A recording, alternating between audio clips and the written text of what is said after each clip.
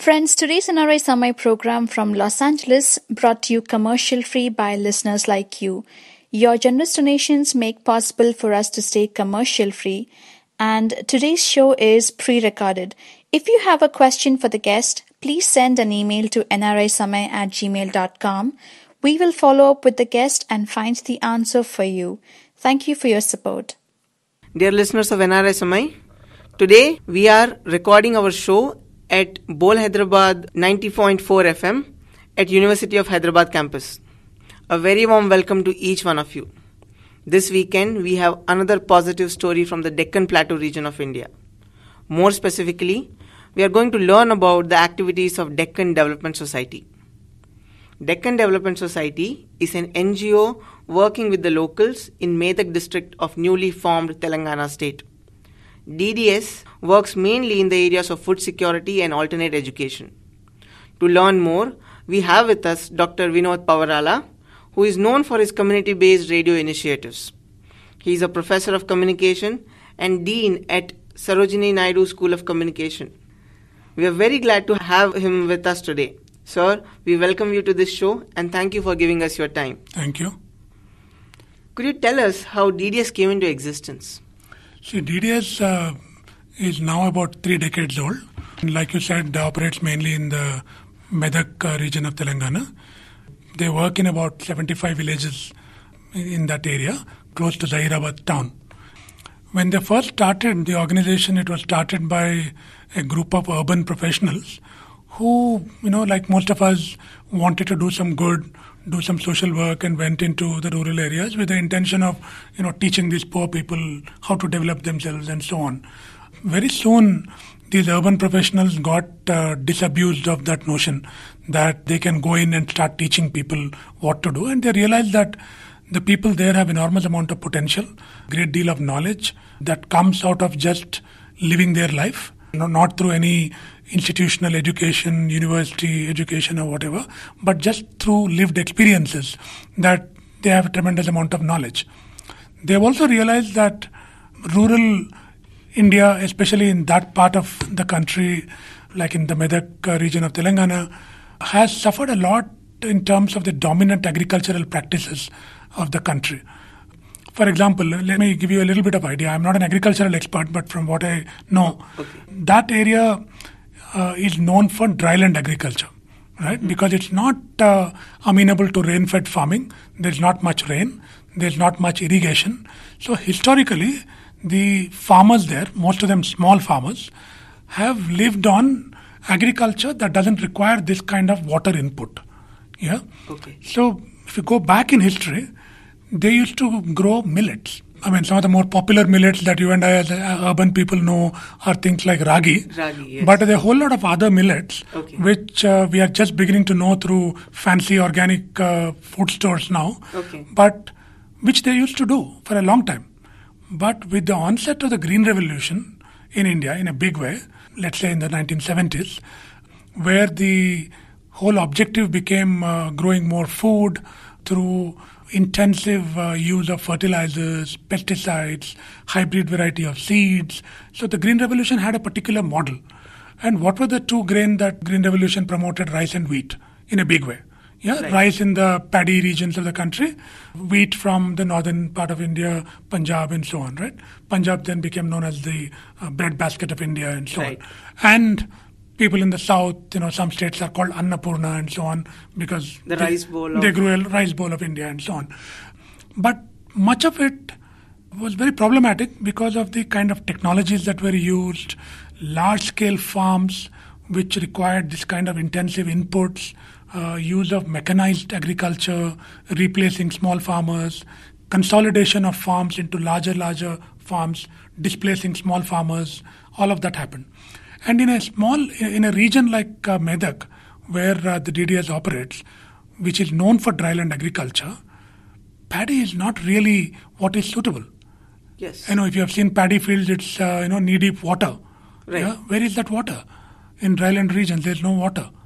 Whereas historically, the kind of millets they have grown were not so water dependent. I mean, they do need some water, but not intensely like paddy. Right? Right. So what was happening was their food habits got displaced. their agriculture became, got converted into paddy fields. Yeah. So generations have lost the art of, growing millets. They have lost the memory of how it was in the past. So it's actually the traditional way in which it is being It's a traditional disseminated. farming practice. Okay. They lived on millets. And what has happened is over a period of time, and our public distribution system in India, the government-run public distribution system, also promoted wheat and rice. Yeah, even to this day, I think we don't have ragi and millets in our public distribution By system. creating enormous amount of subsidies, right? I mean, you can buy rice for 2 rupees, all these schemes that are announced made it easier for even the poor people to start buying wheat and rice through the public distribution system. And it was a very uneconomical system. For example, wheat is stored in some godowns where it is grown, and it's transported by trucks through enormous amounts of distances across the country. How energy efficient is that? It's consuming so much of diesel and energy to do that. And we have also heard the problem of rotting food grains in our godowns. We have millions of tons of food grain stored in godowns. Rats are eating them. But because of the inefficiencies in public distribution system, they are not really reaching the people that mattered.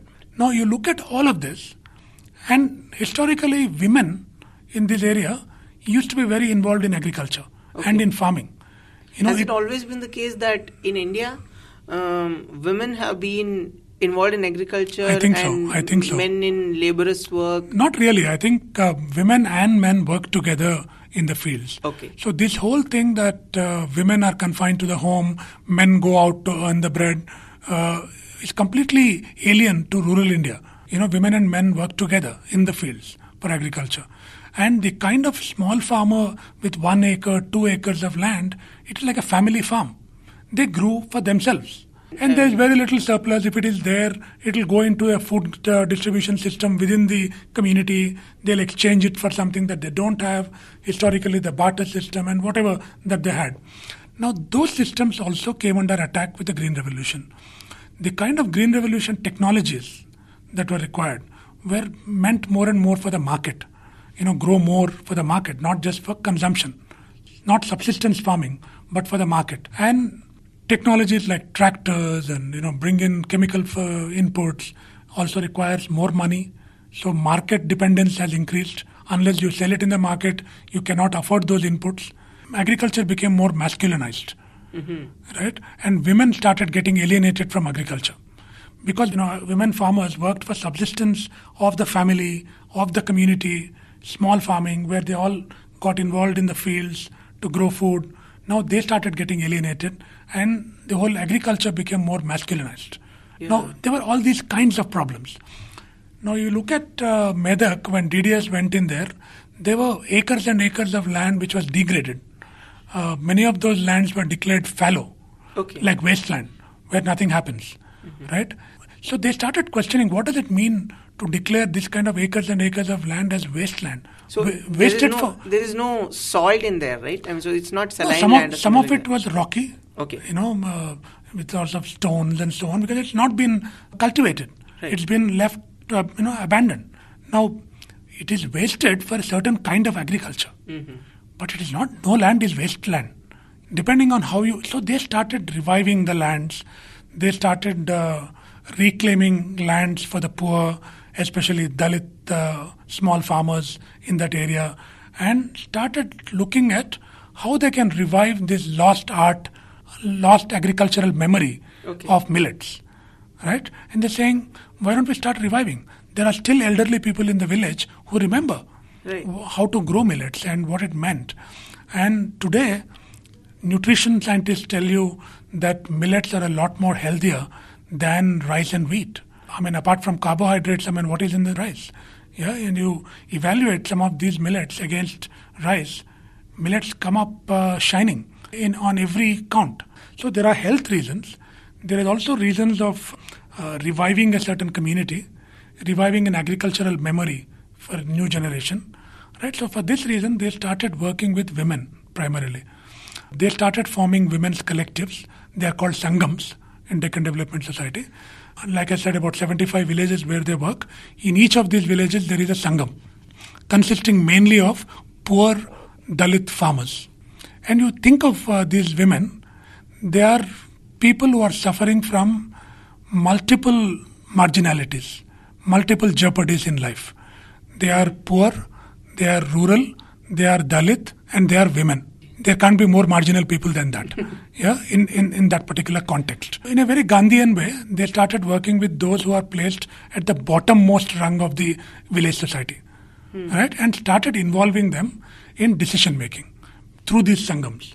So it is not just urban professionals doing good, telling them what to do, but once you form these women's collectives as sanghams, women started getting autonomies of their own, coming out of their homes, participating very actively in these sanghams, playing a leadership role in the community, and making most vital decisions that affect themselves, their families, and by extension the community and the village. So the work that you will see today in DDS, it was painstakingly built over 3 decades. I mean, this didn't come about overnight.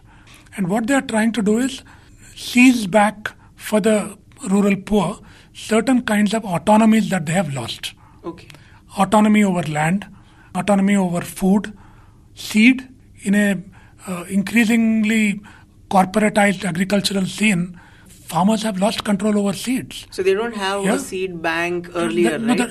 No. I mean, when the Green Revolution thing came, it destroyed all of those community resources that existed in the past, right? So then you become dependent on Monsanto, upper caste farmers to begin with, and by extension corporate giants like Monsanto, Syngenta, and so on, right? And hybrid variety of seeds. Now the whole controversy over the genetically modified seeds and so on. Now, what they have done is, one, to create community grain banks. They have discovered that a lot of elderly people in the village, many of them women, have always been repositories of agrarian knowledge and seed keepers. Many of them, if you go to their homes today, there are women like Gangwar, Anjama and so on in this village called Gangwar, who keeps some 30, 40 varieties of seeds in her house. So even to this day she's doing that? Right. So you think of jowar as one kind of crop, but you will realize, you go to her, that there are 12 different varieties of jowar itself. Is it? That she shows. So they have started reviving the diversity of the land. Right? What has happened with rice and wheat, they have converted a brilliant, multi-diverse farm into a monocultural cropping space. That it is just one crop, rice or wheat. Right? So they started reviving old, well-established practices like multi-cropping. And you plant multiple crops, so each one comes for harvest at different times. So the land is never left fallow. And so it's no longer 4 months of agriculture and then 8 months of migrant labor and all that. They have stopped some of that in the areas where they are working. Because, for example, I'll tell you, there's one variety of jowar they call it Garib Jonna. Garib jowar, right? Because it doesn't require much input. It just grows on its own. It looks a bit rough and not very super fine like other varieties you may see in the market. But it grows at a time when farmers need insurance.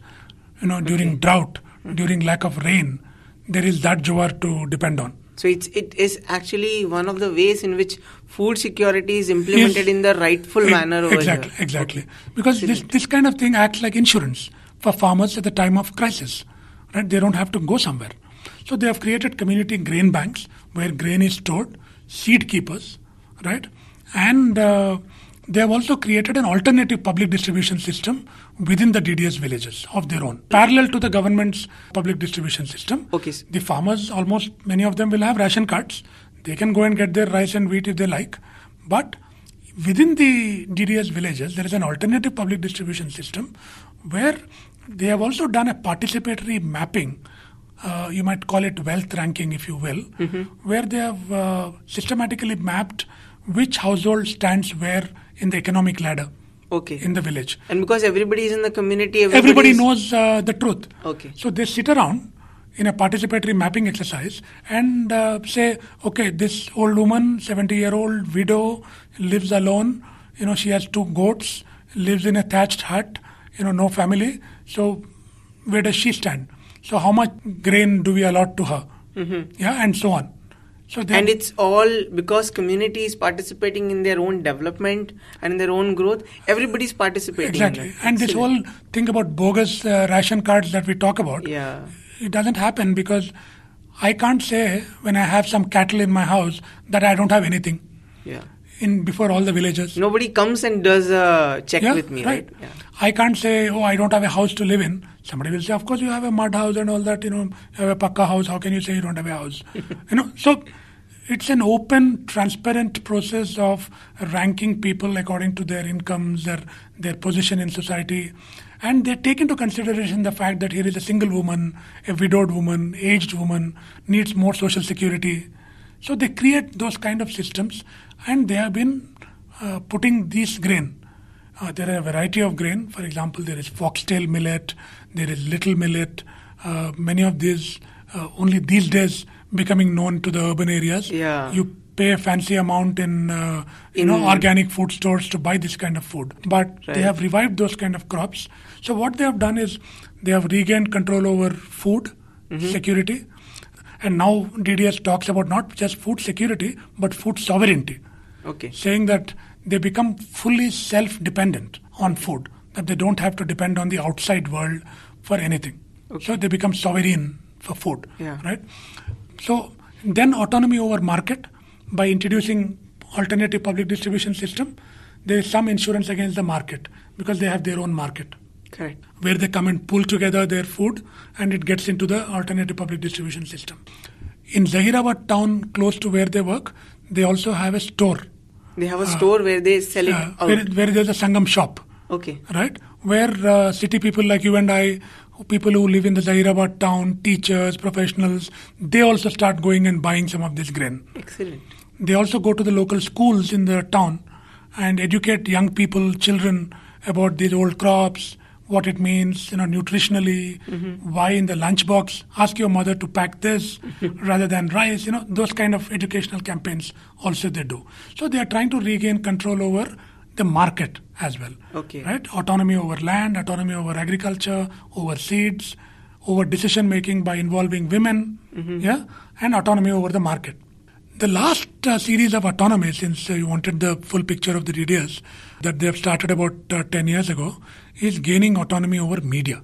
And what has happened is over the period of time, DDS became an NGO that is much visited by media people, by international development workers.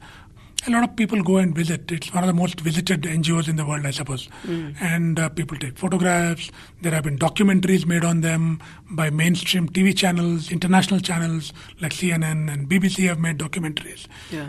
Award-winning filmmakers have come and made films on them, and it's shown in film festivals and so on. The women there started saying, many times we don't even know what happens to these things. Okay. They come and shoot, take pictures, do this. We come to know that somebody has won an award, but we never get to see these things. Right. So we only remain objects of representation, that somebody's objects. Right. We are shot at, we are filmed and so on, and shows. Why can't we do this ourselves? Right. Can we tell our own stories through our own eyes, through our own voices? Became a concern for women. Okay. And some of the people involved in starting DDS were themselves media professionals, like P.V. Satish, who spent more than 2 decades in the state broadcasting network, quit and then got involved in starting this. So he himself is a media professional, right? And they would see Satish himself photographing, videotaping them, and they said, why don't you teach us how to do these things? Then started a process of empowering mostly these rural, poor Dalit women about how to tell their own stories through their own eyes. Right. It started with video and then it moved into audio. So there are a group of video women in DDS who have been narrating their own stories, documenting their own work, so much so that many other organizations now invite these women to come and shoot for them, to make a film on their work. Okay. So they go around the country doing this. That's beautiful. They go internationally. Then about 10 years ago, they started a project on radio. There was still no policy on community radio in India. Okay. But they had set up a studio and started doing community audio production. But because there was no license, they were doing what scholars like me have been calling narrowcasting. Taking the tape to the villages, playing them there, getting their feedback, coming, where community gatherings are, sangham meetings, they would play those things. And eventually in 2008, October, they have gone on air. Okay. Once the licensing regime opened up in India for community radio, which happened in 2006, 2007, initially only educational stations were allowed, and then NGOs were also permitted. DDS became the first rural community radio station in India. Excellent. Yeah, it's called Sangham Radio. So I was actually going to talk about how you are associated with DDS. So I think being the communication because expert. my own interest is in communication and social change, on community media. So I have been taking my students for field visits to the villages there, and it's always an enormous learning experience. I mean, every time I go with students, I come back learning something new. Okay. Yeah, and so now this radio station is on air. It's about 5 years old. It's called as Sangham Radio, It's right? called Sangham Radio. Okay. And which is, like I said, India's first rural community radio station. And it's all run by Dalit women. That's autonomy over media. Right. So this is the kind of things that they have been doing. Friends, NRI Samay is a non-profit independent alternate media from Los Angeles, USA, which brings positive stories from grassroots activists from all corners of India and across the world. Among others, we focus on stories of need for equality, inspiration, environment, health, and politics. NRI Samay does not rely on corporate funding, and thus our shows are commercial free. We only rely on your donations. Please consider donating to NRI Samay, and all donations are kept transparent on nrisamay.com. Simultaneously, a lot of it might seem like it is micro-level work, only in 75 villages, in DDS. But DDS has also been playing a big role, nationally and internationally, on debates around food security, on agriculture. For example, national policies, they make interventions and speak for millets. And there is some discussion going on about introducing millets in public distribution system, giving subsidies for millet growing. There are no subsidies like rice and wheat for millets. Then these also will become cheaper. Why should a kilo of foxtail millet cost 30 rupees? Okay. Where the poor can buy rice for 5 rupees. So because there are subsidies backed by the government. So they have been campaigning and advocating policy change to make millets more mainstream food rather than remaining marginalized food. Similarly, they have been playing a role internationally, both in the South Asian region, but also globally in the global South, in the developing countries. So they do work in Africa where possible, campaigning against GM foods and encouraging more people to do millets and so on, with organizations like FAO, Food and Agriculture Organization, which is a UN body, right? So they have been playing a role there. Okay. So there is a micro-level work where all this is being played out in the lives of women and small farmers in the Medak district of Telangana. And many of these experiences are then being taken upstairs into policy networks. Okay. Because sometimes you also need larger enabling policy framework for this work to happen properly. Yeah, a lot of work that is happening with DDS in the Medak district of Telangana. Right. We wanted to understand how you mentioned right now how radio is playing a role in that. Mm-hmm. What we also wanted to understand is why only radio, or why radio is necessary for a community. See, like I said, because that will help us understand your work with the radio. No, like I said, they started with video before, but you know that there is no TV channel for the community. They can't afford a TV channel of their own. There is no community television in the country, which is still an expensive proposition. So they would take their videos to villages, set up temporary screens and show them. Mm-hmm. But it's still a cumbersome process, and they still do it. It has some value because it has a visual element in it. It's a good video archive and so on of the work that they've been doing. Radio, globally, is very useful, community radio. If you look at Africa, the poor countries in Asia, in Latin America, radio is still a valuable medium because I think even the Haiti earthquake Yeah. had one of the best way of communicating to the lots of relief. examples like that. I mean, which have played a role in disaster, which have played a role in poor communities and so on. The reason is radio reaches the last mile of the development road. I mean, we have done some work in Jharkhand for some of our own research. You go to some of the most interior villages of Jharkhand, which are very poor, degraded roads. There are no transportation facilities. You go into an interior village, they may not have anything, but they have a radio. Okay. Yeah, because the radio is the window to the world. So you'll see poor farmers hanging a transistor radio from the nearest branch of a tree while they are farming. Because it's a background noise, it accompanies them in their work schedules. They come in the evening, listen to the evening news, because that's their only window to the world. Many times there is no power in these villages, they are not electrified, they can't afford a television set still. Yeah, so radio still plays a big role. Okay. So that's one of the reasons why those of us who played a role in the campaign for community radio in the country have advocated to revive radio, which was almost dying because of the television's onslaught, in the community context. And it is not about doing radio for the people, where professionals, people who know how to broadcast and so on, doing good things for the radio, which maybe has some space. But community radio is about communities doing radio for themselves, where community members are not just passive receivers of radio content being done by some do-gooders, but community members also become radio producers. The philosophy that everybody has some knowledge, that the rural poor are not ignorant masses, because they have been reading their own lives, doing agriculture, just leading their lives. I think they are the best scientists that they have enormous amount of knowledge about the soil in which they to grow, what kind of season is good for what, about preliminary medical health. They have a lot of knowledge. I'm not romanticizing rural poor's knowledge.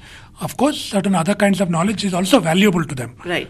Some intervention input, some which will scientific knowledge, some knowledge that comes out of institutional spaces like universities, research institutions is also useful.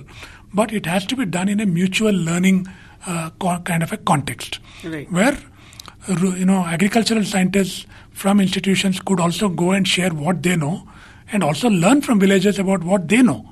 That is correct. If you go into the field thinking that I know everything, then you'll be very humbled, because this poor farmer can tell you a lot of things that you don't know in universities and in laboratories. Right. Yeah. So that's a kind of a mutual learning model. Now, once you acknowledge that people have knowledge, then they can use media to share that knowledge. So that's the philosophy with which DDS radio was started. Okay. Because they place a lot of emphasis on local knowledge, on poor people's capacities to live, and they can share that knowledge. And it is for horizontal communication, not vertical communication from the knowledge elite to the knowledge poor. Because we are saying that nobody is knowledge poor. We have different kinds of knowledge. That is the only difference. Their knowledge comes from a particular source, our knowledge comes from a different source. Right. So knowledge sharing is facilitated through this medium of community radio. And they are talking to each other. That is correct. Sharing their knowledge, people placed at a similar level. Not urban people teaching rural people how to do agriculture. Right? It is they're talking to each other about good farming practices, how they have grown things without fertilizer and pesticide for so long. It's telling stories to each other and learning from that. So the earlier sort of little critique I gave of the Green Revolution agriculture also came with a certain ideology about knowledge. Yeah, that knowledge is produced for agriculture in agricultural universities and agricultural research institutions, in labs, and they had a whole system called lab to land. Okay, the knowledge goes from lab to land through a communication process called extension. It is still a very dominant mode of agricultural communication in the country, that scientific experts, agricultural experts, produce certain amount of knowledge in the lab, and through communications media, whether it is radio or television or now internet they are talking about, and passing that knowledge to farmers. Farmers who are considered ignorant, who don't know anything, are sitting and waiting for this knowledge to come from the experts. They adopt this knowledge and become good farmers. Use fertilizer, use pesticide, use hybrid variety of seeds. So it's some sort of an engineered consensus that is done by the mainstream media. Exactly. That's an interesting way of putting it. I mean, that it's an engineered kind of consensus was what it was, right? So community media potentially tries to reverse this equation, saying it doesn't have to be lab to land always. That why can't we learn from the land? And why probably can't putting it like restoring the equation, right? To some extent. So that's the thing with knowledge dissemination also. Okay, that is excellent thing that we are getting to hear at the Bol Hyderabad studios right now, and we would also want to understand, sir, like how is the knowledge of DDS being preserved right now, or how is radio facilitating the process of preserving the knowledge, conserving it, and spreading it? And how is Sangham radio actively playing role in that? Yeah, both video and radio. Now, what DDS has managed to do over a period of time is give these women some autonomies over media. So they have formed something called Community Media Trust, CMT, to combine both the radio and video work into one setup. And that CMT is managed completely by these women. So even if DDS wants a film to be made, they have to send a proposal to CMT saying, we would like you to make a film on this, and they give a budget, and CMT manages it like that. Now, there's some autonomy over media production, but right from the beginning, their use of media is so different from our urban uses of media. Now, media is such a glamorous thing in the urban spaces. Like many of our students who come to our media school come because media is such a glamorous thing. I mean, right? I mean, you talk about all these stars on television who are newsmakers. And so television, for example, becomes a medium to project your own personality. You become a heroic figure and celebrity and so on. Their use of media is completely for community purpose. It is for sharing knowledge. It is for preserving knowledge, like you said. And it is for debates and discussions on issues that are of common concern to the village. Right? So from the beginning, they have always thought that this video and radio can be excellent repositories, documentation sources of knowledge that is disappearing. A lot of young people, like you had hinted earlier, with migration for education or whatever, because they have come under the sway of more commercial agriculture and so on, have lost the certain kinds of memories. So these media in the hands of communities become excellent tools for remembering. A certain kinds of process has happened over a period of time which made them forget. So what the big media have done, what corporate agriculture has done, is to enable a process of forgetting. Yeah. And what this media does is a process of remembering. Okay. Yeah, to go back and say, what are the good things that have been done? Yeah, can we revive those kinds of agriculture? Before this person dies, who is almost 80 years old, can we record his experiences of how he has grown all these years without chemical inputs? Right. Yeah, and preserve that knowledge. Because it's tremendous amount of testimony when communities listen to one of their own.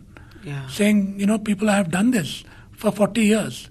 Believe me, you don't need chemical inputs. So that is the kind of agricultural memory building that these media are enabling.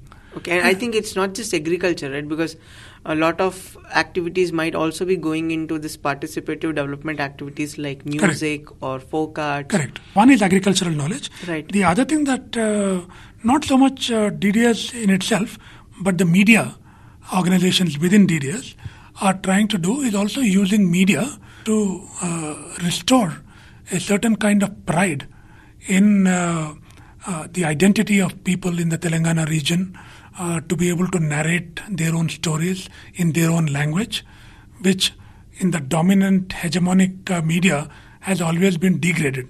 That is this is like, this is not even Telugu. Mm-hmm. It is spoken with it's a dialect. Mm-hmm. They don't even give it the prestige of a language, right?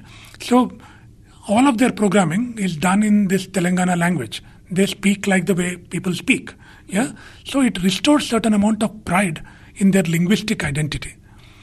The area is also rich in narrative traditions, storytelling traditions. For example, they have something called Bichapolla Kadalu. Okay. Bichapolla Kadalu means stories narrated by beggars. Okay. Telangana has always had, probably like in other parts of the country, in rural areas, itinerant beggars who move around from one place to the other, one village to the other, and they beg, for alms. And the begging is done through storytelling. Because they are observing so much, they are watching so much, they share those things, they in creative ways of singing and narrating certain things. Some of it is little critical of authority figures, of feudal authority in villages, very satirical stories. Those things are narrated in the radio station. Okay, so is there a recording that is already there? They actually invite play such kind of a thing. They actually invite some of these Bichapollo, as they are called, the itinerant beggars, to the studio to come and sing. Before they are lost. Before those traditions are lost. They also go to festivals. The place is rich in jatras, where people come together, collect, and do recordings there of the songs that they sing. And so music and cultural traditions like storytelling are very central to DDS radio. Okay. Yeah, and they form a crucial part of their broadcast time. Excellent. Yeah. I think the amount of knowledge that we are trying to understand right now in this very same context itself is like tremendous. And I'm trying to share what I know. I mean, I have been following DDS for the last 20 years quite closely. Now I'm involved in some other capacities with DDS, but just as a teacher, as a researcher, I find that an excellent laboratory if you want to understand participatory development, if you want to understand participatory communication.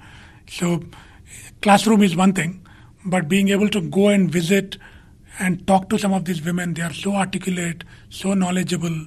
Many of them give you long lectures on patents, on GM crops. They sing songs on intellectual property rights.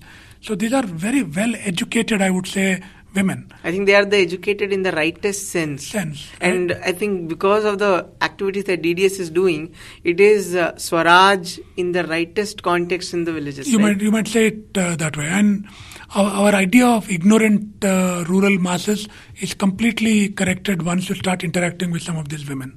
Yeah. Very interesting. I also wanted to understand, sir, like how the community work that DDS is doing is trying to reduce the reverse migration of the youth, or is there some sort of activities that is happening because of probably the media work? I'm not too sure about what the data is about in the region where DDS works. I mean, I don't have numbers, but I would like to believe that some of it would have been stemmed, at least, because there are various kinds of food security built into the system now. That, but at the same time, the idea is not to confine people to the village by coercion.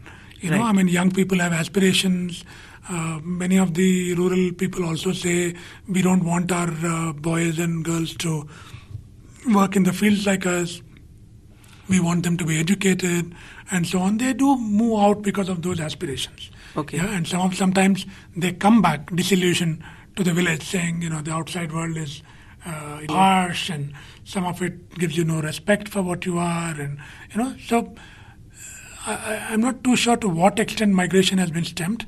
But one of the interesting things is, you've probably heard of suicides of farmers in Telangana and in many other parts of the state, the former United State, but the region in which DDS works, there have been very few suicides. Okay. I mean, there was a period when there were no suicides at all. That is amazing. I don't know what data that is existing now, but there was a time when we used to say, in all this time when there were suicides all over, there have been no suicides in the places where DDS has been working. I think policymakers and all should take a cue from what DDS is doing and try to get these kind of policies into their regulation framework and then create a more holistic community-based framework which is more participative. See, if and you more look at development, right? suicides of farmers in other places, it has mostly been because of indebtedness. Yes. People have become indebted to loan sharks in villages. And why did they take those big loans? Because of farming. They had to buy pesticides. They have to buy pesticides seeds. and seeds, and it was very input-intensive agriculture, right? And ironically, many times small farmers have committed suicides drinking the very same pesticide, Okay. and ended their lives on the farms. Okay. Now, that's the tragic thing about agriculture in the country. Now, what these people have done is to say agriculture can be a secure occupation. It can be for yourself, for your subsistence, for your community. It doesn't require all these kind of inputs. Yeah, if you do proper kind of agriculture, which is good for that region, right? One doesn't have to do millet farming in a water abundant region. You can have paddy, but why in dryland agriculture you should be doing paddy? That is correct. Which encourages you to do all these kind of things, or groundnut farming, or cotton farming, and all that kinds of places where suicides have occurred in a big way. And cotton is perhaps not even something that we can use for consumption. It's a cash crop. It's a cash crop. It requires tremendous amount of fertilizers, pesticides. Correct. So that's the thing. So growing things that you can eat, your community can eat, your family can grow healthy. That's the whole idea. Excellent. I want to understand, sir, how can listeners of NRI Samay, and I think the listeners of Bol Hyderabad also, participate in the movement that DDS is already involved in? And I would also want to let all the listeners of NRI Samay know that Bol Hyderabad studio is a community-based radio, and it is based out of Hyderabad in the Hyderabad University campus. And all those who want to avail the studios for community-based work or for spreading the interest of community, they can anytime use the radio station. Yeah, it's not so much about what listeners can do for DDS, but I think to understand the process which DDS has set in motion, which has come to some stage now, if people have the time and the patience to understand that process, and in whatever way we can, to become part of a larger food secure environment, to consume things which are grown by small farmers, by organic agriculture practices, try and cut down our own consumption of poisonous foods. Mm-hmm. That's one thing that we can all do. Right. Yeah, and so those of you who are interested in knowing more about DDS, I'm sure you can contact them and go visit and learn more about what they are doing. Sir, how is Sangham Radio right now providing insight to the policymakers? Or do you think you have some impact stories that you can share with the audience right now? Many of the times what I tell people is community media, whether it is radio or video, should not be measured in terms of a product. Okay. You make a film for a film festival, that's a product. You make a program, that can be a product. What is very important in community media, like community radio, is the process. Okay. It's a process that is more important, of people coming together in a participatory manner and saying, these are the important issues of my village. I want to sing a song about this issue to create more awareness and to share it with my fellow listeners. I want to make a drama so that collectively we try to understand this issue better and find solutions together, right? So community media is not a magic bullet that you make one program, it will have a great impact.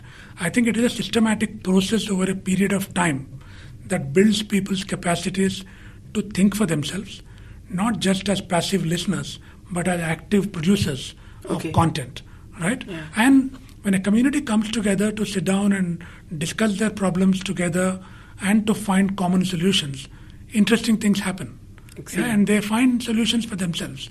And there are lots of little stories of that kind. There is this very influential woman in the community, Humnapur Lakshmama, again a Dalit woman who is a video maker now in the part of the Community Media Trust, and she's also a seed keeper.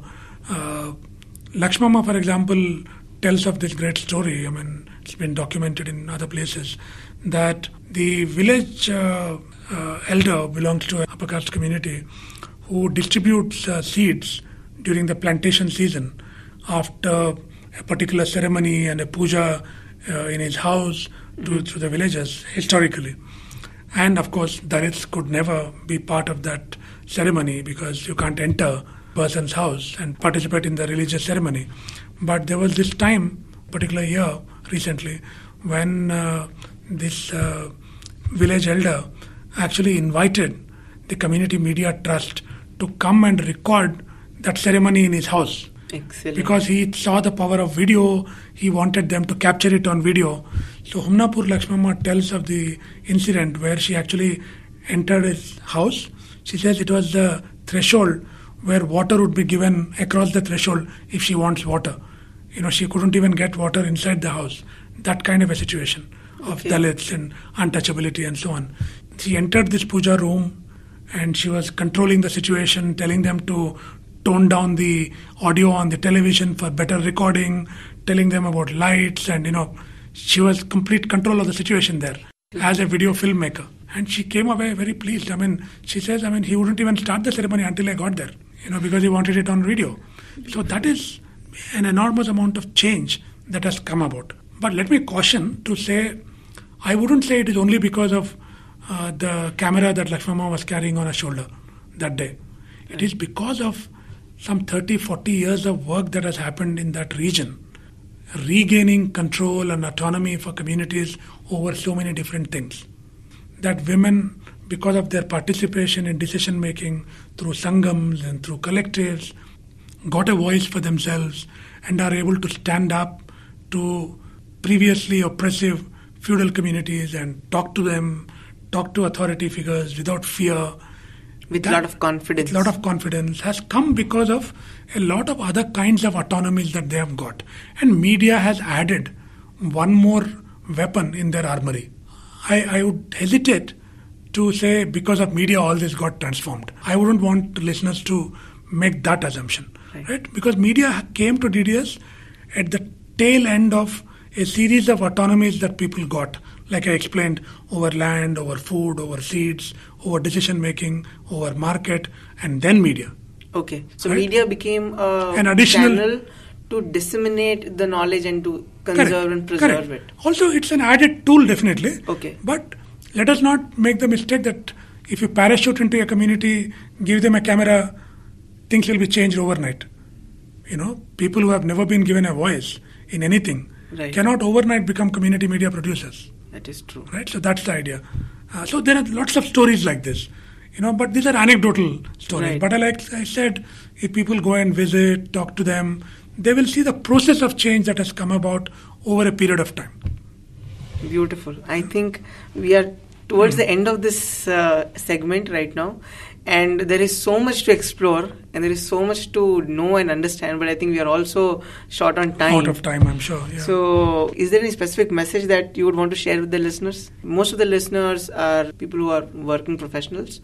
And if they are able to take a cue out of whatever work is happening and if there is any amount of sensitization, I think this message will be useful. If by listening to this and following what I have said, if people can become a little more sensitive to rural concerns and to get out of our mindset that we know best, that you start to believe that everybody has capacities inherent in them, that everybody has knowledge, that sometimes it just needs a spark to bring out that knowledge, and develop some healthy respect towards the rural poor and about the knowledge that they have, that's good enough. Okay. Yeah. Thank you so much, sir, for your time. Thank you, Ravi. I think it is one of the most wonderful interviews that I have had so far on an RSMI. And I am also thanking the Bol Hyderabad radio station for giving us their recording space. And I would also encourage all the listeners of NRSMI and the listeners of Bol Hyderabad to use this space for the benefit of the community and for their own benefit. Thank you so nice much. Chatting with you. మెట్టలు గోటలు దేశి పటి పాటి దున్నుతేను మెట్టలు గుంటలు తీసి పటి పాటి దున్నుతేను పుట్టెడైన పంట వండెనే ఓరములమ్మ ఇంటి నిండా గింజలాయనే పుట్టెడంతా పంట వండెనే ఓరములమ్మ ఇంటి నిండా గింజలాయనే పెంట ఎరవు వేసినాము కలిపి పంటలు పెట్టినాము పెంట ఎరవు వేసినాము కలిపి పంటలు పెట్టినాము ఆకులన్నీ రాలబట్టెనే ఓరములమ్మ భూమికంతా బాలమాయనే ఆకులన్నీ రాలబట్టెనే ఓరములమ్మ భూమికంతా బాలమాయనే. Friends, if you liked today's show, please go to youtube.com/NRI Samay and click on the subscribe button. You will get notified every time we publish a new show, and you can also like us on our social media sites like Facebook, Twitter, and Google+.